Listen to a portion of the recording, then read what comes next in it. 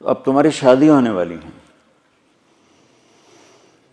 تو آنے والی کو دیکھو نا کتنی بڑی قربانی کر کے آ رہی ہے، گھر، ماں باپ، بہن بھائی، سہیلیاں، ماحول، ہر چیز چھوڑ کے وہ آ رہی. تم آتے ہی اس کو کڑاہی میں ڈال دو تو اس کا کیا حال ہوگا. اور جتنی کوئی مشین قیمتی ہوتی ہے اس کی ڈائی اس سے بھی قیمتی ہوتی ہے. ڈائی سانچہ انگریزی میں ڈائی کہتے ہیں، اردو میں سانچہ. مرسڈیز کا جو سانچہ ہے جس میں مرسڈیز ڈھلتی ہے وہ مرسڈیز سے زیادہ مہنگا ہوتا ہے. اس پہ کوئی ذرا بھی خراش آ جائے نا اس کو تبدیل کر دیتے ہیں، نیا لگاتے ہیں. یہ جو 2-3 سال ایک ہی ماڈل چلتا ہے کہ نیا ماڈل لانے کے لیے کروڑوں ڈالر پھر خرچ کرنے پڑتے ہیں کہ نئی ڈائی بنانی ہوتی ہے، نیا سانچہ بنانا ہوتا ہے. اس لیے 3 سال ایک ہی ماڈل چلتا ہے. تو دنیا کی سب سے قیمتی مشین انسان ہے جس کا سانچہ ماں ہے، جس کی ڈائی ماں ہے. مرسڈیز کے سانچے پر خراش پڑے تو بدل دیتے ہیں، اور ماں بن گئی ہے بچی اور اس کے پیٹ میں بچہ ہے. سسر اس کو ڈانٹ رہا ہے، ساس اس کو ڈانٹ رہی ہے، نندیں اس کو ڈانٹ رہی ہیں، دیور اس کو ڈانٹ رہے ہیں، خامد اس کو ڈانٹ رہا ہے. تو ڈائی اندر میں تو پرزے ہو گئی نا. آج کل بچے پیدائشی ڈپریشن کا شکار ہیں کہ ماؤں پر وہ تشدد ہوتا ہے ماحول. کہیں اس کا الٹ بھی ہو جاتا ہے لیکن وہ بہت کم ہے کہ آنے والی بڑی زوردار ہوتی سارے نے بلا لیں دی،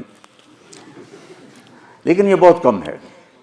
زیادہ یہی ہے کہ آنے والی ایک عذاب میں پھنس جاتی. تو اس لیے میں نے کہا بیٹا ہمارا دین ہمیں کہتا ہے کہ لڑکا بھی گھر چھوڑے لڑکی بھی گھر چھوڑے اور اپنا الگ گھر بسائیں تاکہ 2 کے مسائل ہوں. اب جو بیچاری جاتی ہے وہ سارے گھر کی خدمت اس کے ذمہ ہو جاتی، ماں کی بھی کرے، ساس کی بھی کرے، سسر کی بھی کرے، اور خامند کی بھی کرے، خامند کی بہنوں کی بھی کرے، گھر کے برتن بھی صاف کرے، جھاڑو بھی دے، سارے کام اس کے ذمہ ہوتے. میں تمہیں پہلے بھی کئی دفعہ سنا چکا ہوں کہ اللہ تعالیٰ نے یہ ماحول کیسے آنکھوں پہ پٹی باندھ دیتا ہے. ٹھیک ہے، میری شادی ہوئی فیصل آباد، میرا گاؤں. اس وقت وہاں بجلی بھی نہیں تھی، تو میری بیوی شہر سے اور وحشت زدہ ہماری جانگلی زبان وہ سمجھتی نہیں تھی، چپ کر کے بیٹھی رہتی تھی.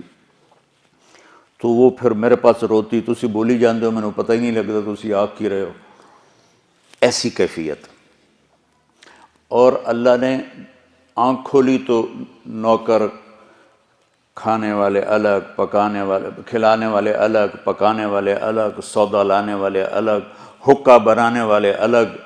حکے کا ایک مستقل نوکر ہوتا تھا جس کا کام تھا صبح حکا تیار کر کے رکھنا اور پھر عصر کے بعد دوبارہ حکا تازہ کر کے رکھنا.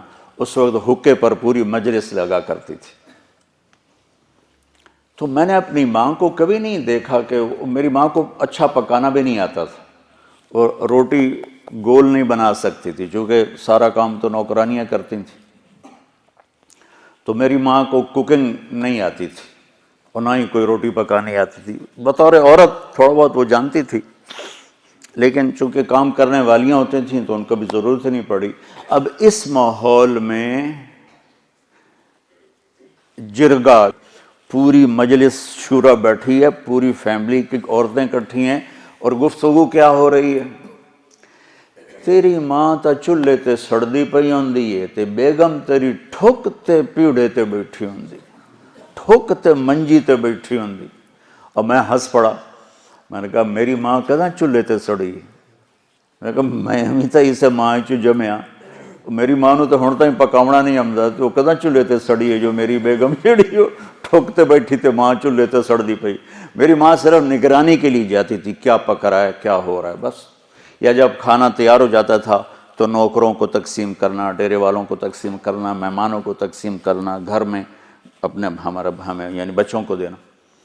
یہ ماحول ہے کہ سب کچھ ہوتے ہوئے بھی ڈیمانڈ ہے کہ یہ بھی جھاڑو پکڑ کے شروع ہو جائے.